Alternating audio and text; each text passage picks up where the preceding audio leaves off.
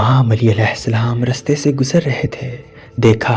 ایک شخص اپنے سونے والے تکیے پہ بیٹھا ہوا تھا۔ بس امام علی علیہ السلام قریب گئے اور فرمانے لگے، اے بندہ خدا،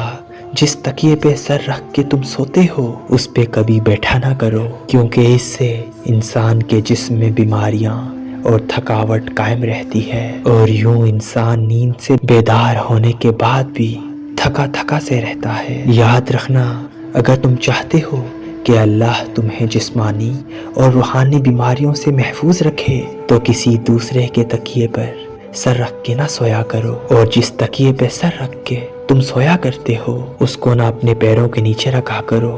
اور نہ اس پہ بیٹھا کرو، کیونکہ اس عمل سے انسان الہام سے دور اور روحانی اور جسمانی امراض میں مبتلا ہوتا جاتا ہے۔ اللہ کے ولی حضرت شاہ شمس تبریز نے فرمایا کہ جس کسی پر بھی بندش ہو، مصیبتیں ہوں، پریشانیاں ہوں، تو اسے چاہیے کہ وہ ہر جمعرات کے دن اس قول کی دھنی اپنے گھر میں دیں۔ ایسا کرنے سے گھر میں جتنی بھی نجس طاقتیں ہیں اللہ کے کرم سے ختم ہو جائیں گی، مصیبتیں دور ہو جائیں گی، اور گھر کے گرد ایک اثار قائم ہو جائے گا جو گھر میں نجس طاقتیں آنے سے روکے گا۔ اللہ پاک آپ سب کو سلامت رکھے۔